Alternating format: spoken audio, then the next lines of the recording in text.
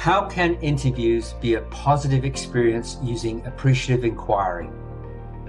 Hi, my name is John Whitehead and I'm an executive and leadership coach. This week I continue my series on Appreciative Inquiry. In this edition, we explore how interviews can be a positive experience for both the interviewer and the interviewee using Appreciative Inquiry. Let's be honest, most people hear the word interview and immediately feel a little anxious.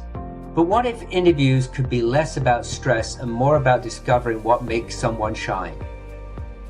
That's where Appreciative Inquiry comes in.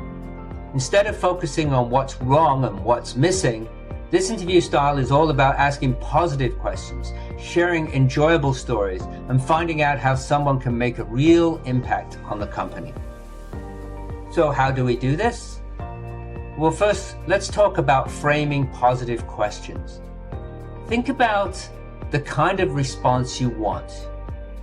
If you ask negative or critical questions, you'll probably get negative answers. But if you use positive language, you'll put the other person at ease and help them feel confident about their abilities. Like, what was the best job you've had? What do you value most in a job? And maybe, what do you like best about yourself? See how those questions invite someone to share their strengths and passions? Next, solicit positive stories. Instead of starting an interview by talking about problems or challenges, start with a positive experience. Share something good that's happening in the company and invite the candidate to share their own positive experiences. For example, you might say, tell me about a time you felt proud of your work. Or, what's a project you really enjoyed? When people talk about happy situations, they relax and show their best selves, which is great for everyone.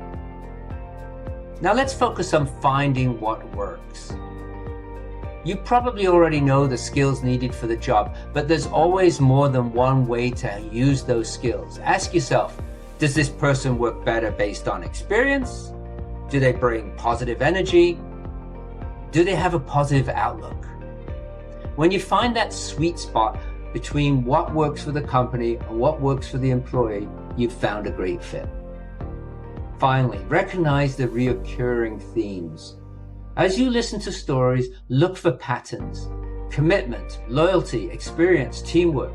Talk about these themes together and decide which ones matter most for your team. For example, maybe you notice the candidate always talks about seeing projects through to the end or working well in a team. Those are valuable qualities. So next time you're interviewing someone, try using Appreciative Inquiry. Focus on the positives, ask great questions, and look for those reoccurring strengths. You'll help people feel confident and you'll discover what makes them a perfect fit for your team.